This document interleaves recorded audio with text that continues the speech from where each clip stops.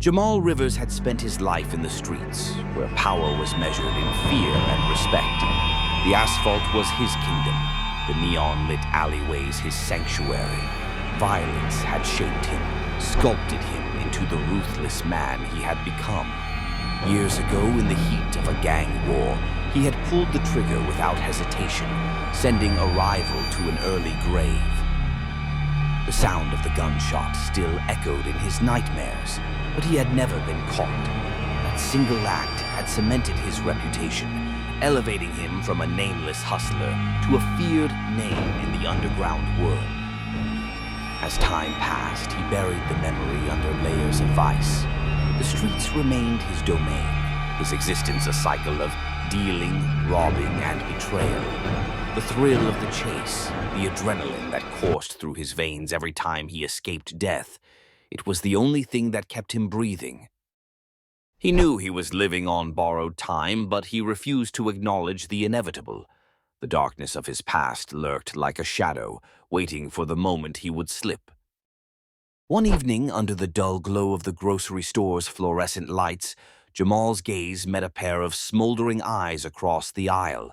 The woman, statuesque and confident, lingered by the fruit stand, playfully rolling an apple between her fingers. Her lips curled into a knowing smile, an unspoken challenge. Jamal, intrigued and drawn to the danger in her demeanor, took the bait. Her name was Vanessa Carter. Their first conversation was electric, laced with flirtation and veiled intentions. They exchanged numbers, and soon their nights bled into each other. Drunken escapades, long drives through neon-lit streets, and whispered confessions in the quiet haze of early morning. Vanessa wasn't just a bystander in his world, she embraced it. She moved through the underworld with ease, selling for him, running weight with a natural finesse that surprised even Jamal. She became his confidant, his ride or die, seamlessly integrating into his lifestyle as if she had always belonged there. But things changed when he noticed her growing belly. "I ain't looking to be no daddy again. I already got 5 kids," Jamal muttered, his voice laced with irritation as he leaned against the peeling kitchen counter, arms folded over his chest.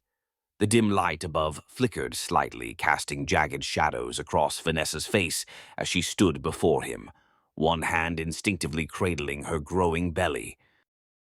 Vanessa's expression darkened. "And you think that's just your decision? Like I'm just gonna erase this like it never happened?" Her voice was steady, but her fingers curled into fists at her sides. Jamal exhaled sharply, running a hand over his face before turning away, pacing.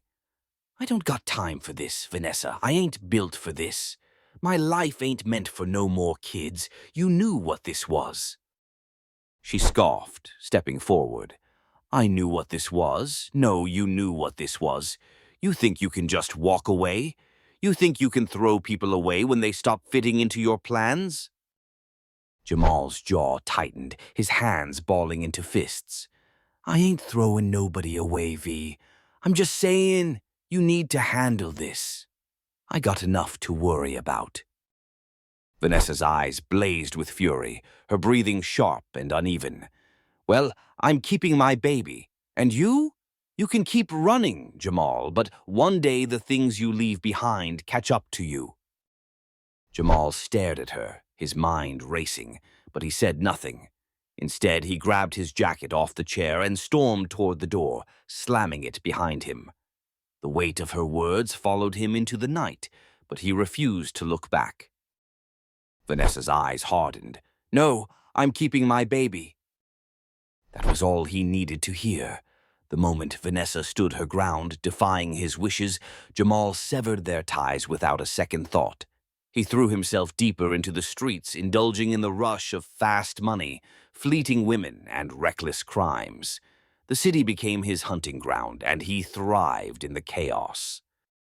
Neon lights cast long shadows over alleyways where he made backdoor deals, the scent of smoke and liquor thick in the air. Club music thumped like a heartbeat in the background as he drowned his thoughts in whiskey and temptation, never staying in one place long enough to let regret catch up to him. But the past has a way of creeping up, no matter how fast one runs. The first sign came in murmurs, hushed voices muttering his name in the back rooms of nightclubs and in the alleys he once ruled. Word spread like wildfire. Jamal was a marked man. Rivals wanted him dead, old enemies resurfaced, and the cops were circling, inching closer each day. The paranoia sank in, a suffocating grip tightening around him. Every knock at the door felt like a raid, every shadow in the night a lurking assassin. He knew his time was running out. The city that once gave him power was turning against him, and there was nowhere left to hide. Then Vanessa called. "I got something for us, a getaway," she purred, "a trip to the Tennessee mountains." At first, he hesitated, but with no other options, he agreed. The cabin stood alone, nestled deep within the embrace of towering pine trees that swayed gently in the evening breeze. The surrounding woods whispered in the night, the rustling leaves and distant calls of unseen creatures amplifying the eerie isolation of the place. The only sign of civilization was the winding dirt road that had led them here, now disappearing into the thickening shadows. Jamal glanced at Vanessa, watching how the dim golden glow of the cabin's porch light danced across her features. She had an air of quiet satisfaction, like a woman who had just won an unseen battle. He knew she had an agenda, but he couldn't quite put his finger on it. Better to keep her close, he thought. She was unpredictable, and he wasn't in a position to make more enemies. As they settled inside, the warmth of the crackling fireplace cast flickering shapes across the wooden walls. He reached into his pocket, his fingers brushing against the cool metal of a ring. It wasn't meant for Vanessa, not originally. He had taken it from a woman he barely remembered, another fleeting conquest lost in the haze of his reckless lifestyle. Still, he pulled it out, his gaze settling on Vanessa as he turned it between his fingers. "Let's make it official," he murmured, slipping the ring onto her finger, his voice laced with a mix of exhaustion and something unspoken. Vanessa looked down at the ring, then back up at him, her lips curling into an unreadable smile. She traced her fingers lightly against his chest, her nails sending shivers across his skin. "Tomorrow I got something special planned," she whispered, her voice smooth, deliberate. "Just us." Jamal nodded, but unease curled in his stomach. There was something about the way she said it, something final. "Let's make it official," he murmured. Vanessa smiled, her fingers tracing his chest. "Tomorrow I got something special planned, just us."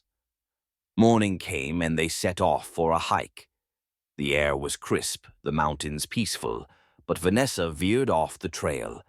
"Come on, let's explore." Deep into the woods, they stumbled upon a massive pit, an old, abandoned hole in the earth, dark and endless. Jamal smirked. "Damn, hate to see someone fall down that." The blow came sudden and fierce, a brutal force against his spine that sent him stumbling forward.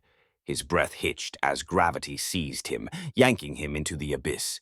The world blurred into a chaotic spiral of dirt and sky before he crashed onto the jagged rocks below. Agony exploded through his ankle, the sickening snap of bone reverberating in his ears like a gunshot. He gasped, his fingers clawing at the damp earth, pain rippling through his entire body. His vision swam as he looked up, his face contorted in both agony and fury.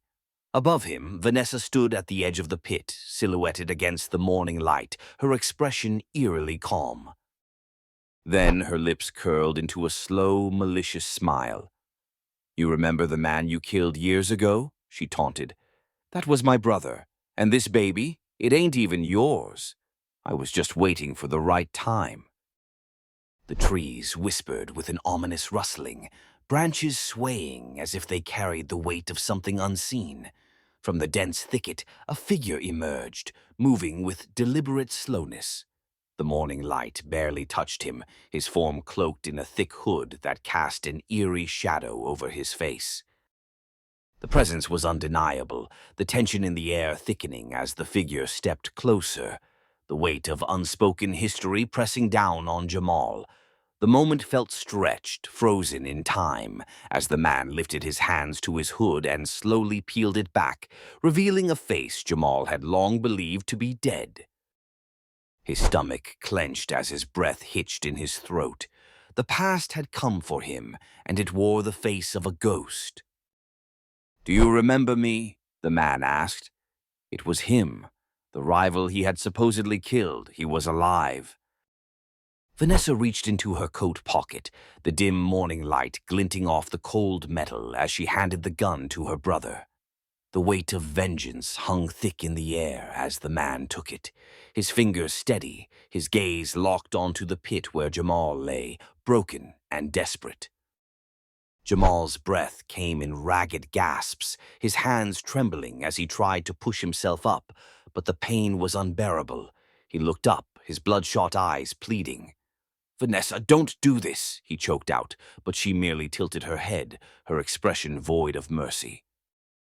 The crack of the gunshot shattered the silence of the woods. A sharp cry escaped Jamal's lips before a second shot rang out, silencing him forever. His body slumped, lifeless, into the dirt below, the darkness of the pit swallowing him whole. Vanessa and her brother stood motionless for a moment, staring into the abyss.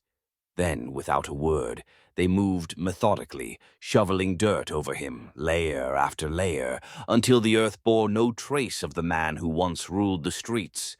The past had been avenged, the cycle of violence complete.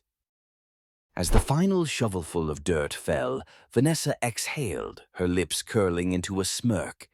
"The streets never forget," she whispered, wiping the dirt from her hands. "And neither do we." The streets never forget, and neither did she.